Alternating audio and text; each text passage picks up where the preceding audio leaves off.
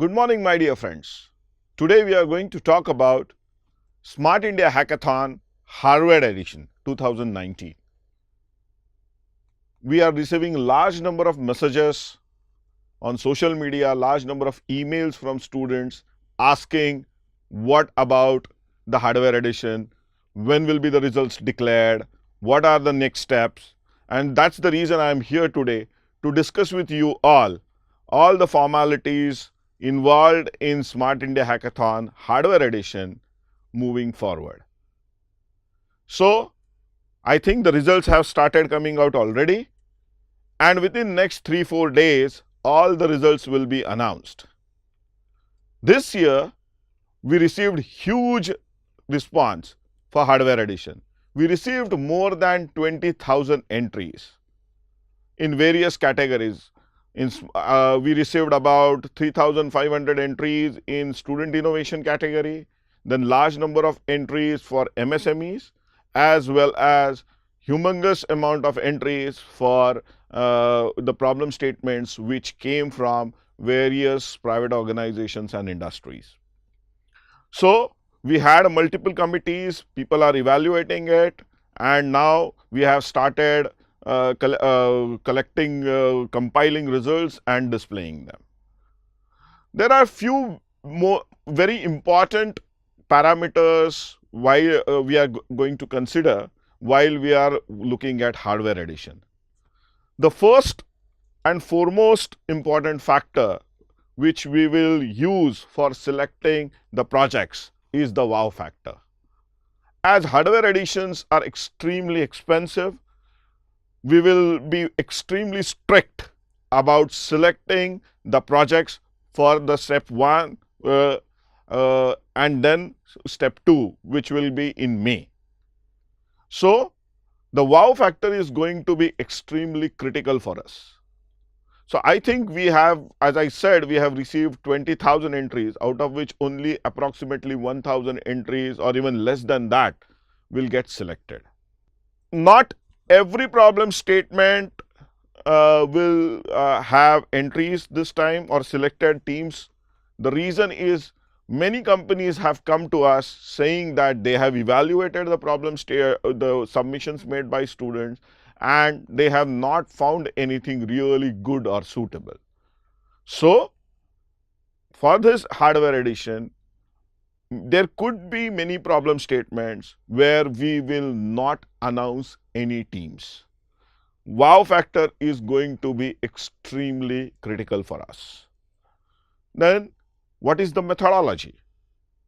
So, what we are going to do is, once the results are announced, as you may be knowing, the first batch is already announced, and in the next 2-3 days, the other results will be all the results will be announced. We will give students about 1.5 months to create a prototype, a working prototype. We are not going to fund students to build that prototype. Students have to build it from their own expenses, or college can support that like last time. And the students are expected to submit a 3-minute video to us of the working prototype showing that it is working. We would like to see a working video. We don't want PowerPoint presentations. We don't want any documents after 1.5 months. So, the selected teams will have to start work on their prototypes, and by 15th of May, I am repeating the date, that on 15th of May, you have to, or before 15th of May, you have to submit a 3-minute video to us on your concept. Then we will share this video with all our evaluators. They will look at the video, and then they will select the team for the final grand finale, which is scheduled on 8th of July.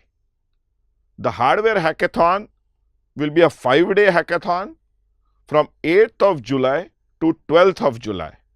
So, for that we are going to hire about workshops. So, we have not still decided on the number of centers, how many centers we will have and so on. So, my team is working on it, but we are going to go ahead and hire a workshop, and in that workshop you will get everything what you require to convert your working prototype which you have developed into a video into something really very solid, or very what we could say, or we can say from version 1.0 to version 2.0. We want students to actually build good, fancy, very attractive products during that 5-day grand finale, so that the good projects we can actually take forward directly for incubation into incubators and explore the possibility of even funding those projects through AICT and MHRD. So, again I will repeat, step 1, once the results are announced, you need to work on prototypes. Then before 15th of May, you need to submit us the video, a 3-minute video showing that your prototype works. That video will be again evaluated by the panel of our experts. Once the teams get selected based on their evaluation, then the results will be announced, and we will take about 5-6 days to announce that result. So we hope that by 25th or 27th of May, we will announce those results. Once those results are announced, students will be assigned design mentors with whom they have to go and work, and they have to work not physically going there, but remotely. They have to work on their design, they have to work on their miniaturization, ergonomics, look and feel of the product. You can work with them remotely. Create your plan, create everything, design your own PCBs if required, and then come to hackathon on 8th of July and actually go ahead and build your products. So, hardware hackathons are very expensive hackathons, and for second round, we are committed to give you almost all the things which you require and all the things which we can certainly give. So, what we do usually is that we go ahead and hire a workshop which has rapid prototyping machines, CNC machines, lathe machines, 3D, really good 3D printers, laser cutting machines, and so on and so forth. And those equipments will be available for you 24/7 without any cost for during that period of 5 days. You will also, if you want to some sensors, or you want to design your own PCBs or print your own PCBs, then we will also give you those facilities. So we will try to give you as much as we can.